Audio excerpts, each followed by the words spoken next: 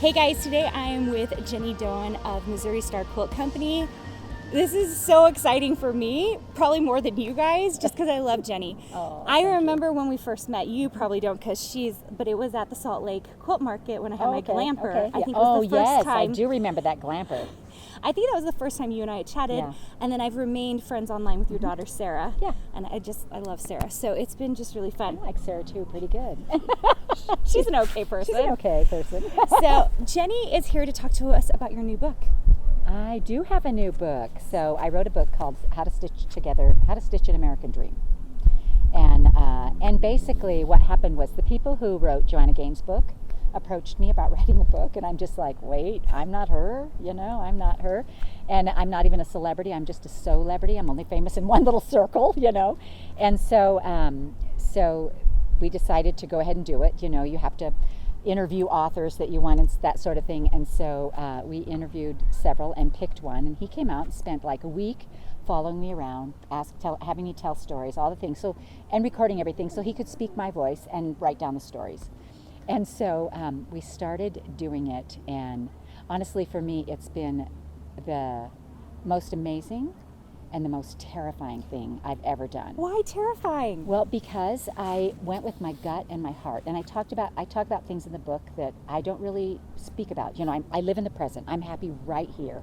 I don't look back because I'm not going that way, and I don't really care what's out there because I'm right here, for Pete's sake, And so I really enjoy being right in the present. And so for me, having to look back at some of those really tough things. I was married before, and it was an abusive marriage. And so I felt to talk about those things, and people have asked me why I felt to include that, and all I can say is gut and heart. But the thing that I learned that's so cool is that, oh, hello, there's fans over there. They're waving not to me, but to you. The thing that I learned that was so cool is that as we share our scars or our weaknesses, there are more that are with us than against us. That is 100% true. We have so much in common, and I think people like that I'm genuine and real, and if I make a mistake, we do it over. They like all of that, and so to hit on some of those tough topics, was really cool. The one thing I love about my book is that my mom passed away this last November, and she was close to 90, maybe 90. Mm-hmm. I'm not sure. Anyway, she's an avid genealogist, has advocated writing your personal history all her life, and she doesn't have one. And I know, right? Was she doing it for other people, like her family members? Interesting. But she doesn't have. So are you writing that for her as well? No, because I only know her as your children. Anybody's children only know you from the time they're 10 to the time they leave home, and they only know you as a mom. It's so true. They don't know you as a person. They don't know your dreams. They don't know what got you there. They don't know your hopes for the future. They know none of those things about you. And so what was really cool for me is as my children read this book, they were just like, oh my gosh, Mom. Because I was just a mom to them, and now all of a sudden I'm a person.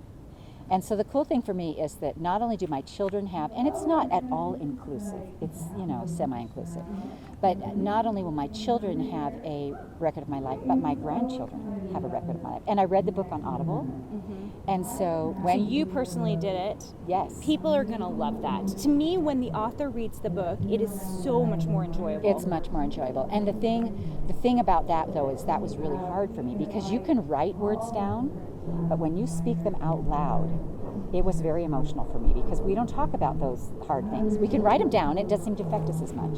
But when you have to read them out loud, I'd be in there and I'd be like... Yeah, so I was going to ask you, how often do you think you cried when you were doing that? Oh, well, most of the things in that book are funny, because I don't know if you know this about me, but I'm pretty funny. I do know this about you, Jenny. But the best part was that she had to point that out to me. I'm a goofball. I'm just a goofball.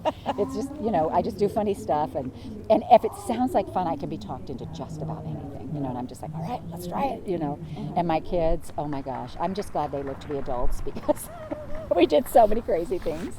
But anyway, so most of the book is happy and funny, but we went through tough things. I mean, we were so poor, but my children, they just didn't ever realize we were poor, because, so one of those stories, Sarah said to me one day, Mom, I'm going to have a French fry bash with my kids. And I said, okay. And she goes, remember that when we were kids and you just make cookie sheets full of French fries, and then you get all these little cups of ketchup, and we'd put dill in one and salt in one and garlic in one, and so we'd have all these little different dipping things. I mean, we'd have a French fry bash, and I said, I do remember that. And she just looks at me kind of funny. I said, Sarah, do you know why we did a French fry bash? And she's like, because we liked French fries. And I said, because I had 9 of you to feed, and a bag of potatoes was 79 cents. And I could feed all of you. And so then a couple of days later, she calls me up and she goes, is that why we ate macaroni and cheese on China?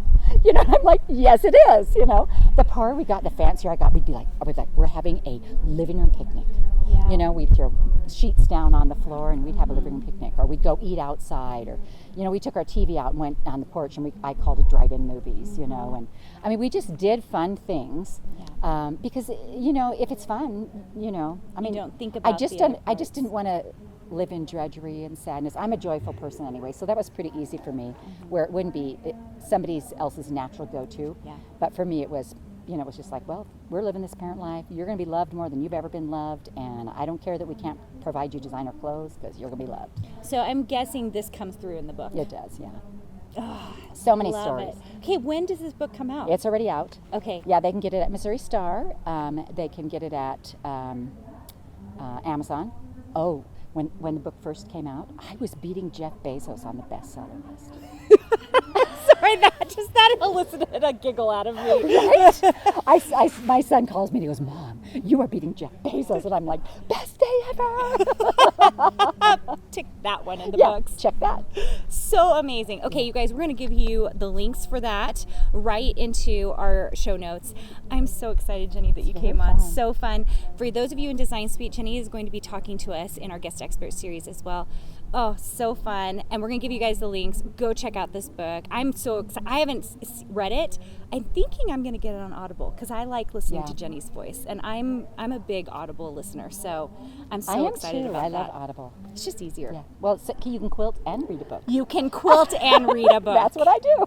Double dip. Okay, Yes. Thanks so much. Oh, you're welcome. See you later. Hey, did you know that you can visit me at makeanddesign.com to learn more about this podcast and join my VIP group for weekly freebies? I can't wait to see you there.